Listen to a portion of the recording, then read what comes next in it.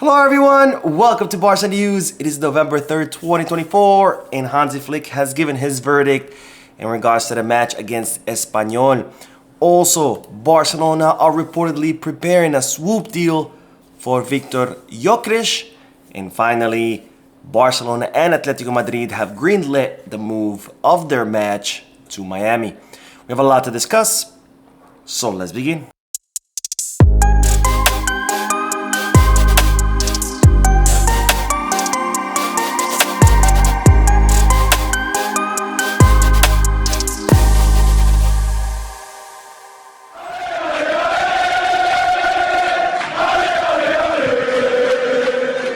Hello everyone, welcome to the channel. My name is Mo, and before we begin with the news, just a quick reminder to make sure to hit that like button, subscribe to the channel, and drop a comment. All of this helps this channel continue to grow.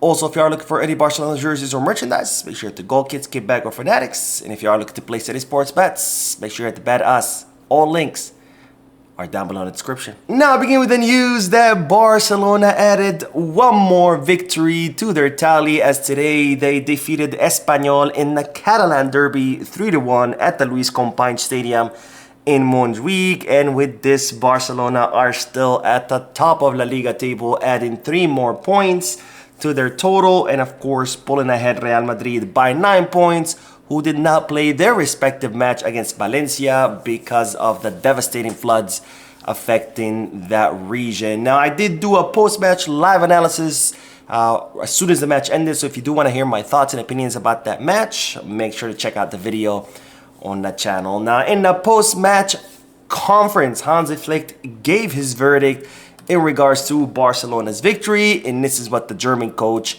had to say. A derby is always difficult. We showed a good level in the first half, but in general, we didn't play as we usually do. We lost too many balls, and that penalized us in the second half. For today, okay, I can understand that we lost a bit of concentration, but we need more strength for Wednesday. So despite the victory, despite Barcelona winning by 3-1, Hansi Flick was not happy with the team's performance, especially in the second half, where the team, decreased their intensity and they lost a lot of balls, and you could see that frustration and anger by Flick on the sidelines. So Flick expressing that in the post-match press conference, and I'm sure that the team will definitely gonna hear from the German coach, because he was not happy whatsoever. Because even though if you are winning, you cannot reduce your intensity, you cannot fall asleep at the wheel like Barcelona did, and Flick making that very clear. Now, Hansi Flick was also asked about, recovering all his midfielders now that Gabi, Fermin, and Dani Olmo are all back from injury, and, calling it a blessed problem. And in regards to that problem, or blessed problem, Hansi Flick said the following: "Blessed problem, we will play with 6 midfielders. No, I'm joking. I'm very happy to have more players available, but we have to be careful with Gabi, who is coming back from injury, like Frankie, Fermin, and Dani. I'm very happy with Dani's 2 goals, but Fermin also has that arrival." So pretty much Flick dismissing the whole thing being as a blessed problem, because it's not a problem. A problem is when you have your players injured. If you have all your players healthy, that's not a problem whatsoever. And Flick pretty much saying that.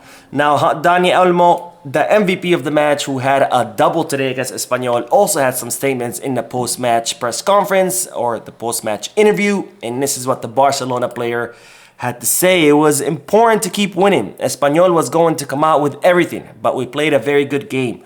I feel good. I was looking forward to getting back. We are a team that has a lot of goals, both from the top scorers and from the second line. We play directly and we create many chances. Maybe we shouldn't have played, but from here we want to send all our encouragement and support to all those affected by Dana. At the club, we are going to help as much as we can. So Dani Olmo very happy with his performance, with his 2 goals, and then at the end saying that, maybe they shouldn't have played the match. And of course, I talked about this in yesterday's video, where some clubs were asking that La Liga suspend all the matches in solidarity with the victims of the flooding in the Valencia region, which I said I disagree with that. I think the right thing was to keep playing these matches, because football is a huge industry in Spain, one of the biggest industries, and to pause that industry is to pause economic output. And during devastation and tragedies like these, You don't want to pause economic output. It's the opposite. You want to increase it. That way you generate more resources, and those resources can then be used to help the victims. So suspending the matches, I don't think is the right solution. If anything, the club should have been calling for the matches to be played and then to donate a percentage of all the profits of these matches, from ticketing, food and beverage, merchandise, etc., towards helping the victims of these devastating flooding. Anyways, more news, because Alexia Putellas has entered the history books of Barcelona, becoming the third highest goal scorer in the history of the club. Putellas scored her 198th goal of her career, and now she has matched Luis Suarez as the third highest goal scorer in the history of Barcelona, right behind Cesar Rodriguez with 226 goals, and of course in first place the legendary Leo Messi with 672 goals. So now Alexia Putellas is 28 goals of becoming away from becoming the second highest goal scorer in the history of the club. Of course, she does have a contract until 2026, so she might still be able to do that. Now, as far as catching up to Messi, I don't think that's gonna be possible, but who knows? She might be able to finish as the second highest goal scorer in the history of the club. Now on to the big news, which I know a lot of you want to hear, because a lot of you have been telling me about this name, which is Viktor Gyokeres, because it's reported that Barcelona are planning a swoop deal for the Swedish attacker. Now, if you haven't heard by Viktor Gyokeres by now, he's a 26-year-old center forward who currently is playing for Sporting CP. In fact, he's been killing it at Sporting CP. He has scored 63 goals in 66 games since he joined Sporting CP. During this season, he already has 20 goals in 16 matches. In fact, the other day, he scored 3 goals in 20 minutes. It's been absolutely on fire, so much so that he has garnered the attention of all the biggest clubs in Europe, in the Premier, in La Liga, in the Serie A, you name it. Every club is now interested in Viktor Gyokeres, including, of course, FC Barcelona, who do have positive reports of the Swedish player, and therefore they could consider, or they could try to sign him, I should say, in the summer transfer market. Now, Viktor Gyokeres has a contract with Sporting CP until 2028. He has a market value of 70 million euros, and he has a release clause worth 100 million euros, which of course makes him a really expensive signing for Barcelona. But it's reported that Barcelona are considering some alternatives as far as trying to sign the player. The first one being Vitor Roque, because this past summer Sporting CP were heavily interested in signing Vitor Roque on a permanent transfer, and it's reported that Sporting CP would consider Vitor Roque as part of the payment towards Viktor Gyokeres. So if Vitor Roque does end up coming back from Real Betis, or Real Betis don't activate the clause, or Barcelona decide not to sell it to them, he could enter in this operation in exchange for Viktor Gyokeres. And then there's another alternative that Barcelona could also look at exploring, and that is Trincao, because as you remember, Barcelona transferred Trincao to Sporting CP. However, Barcelona still retained 50% of his rights.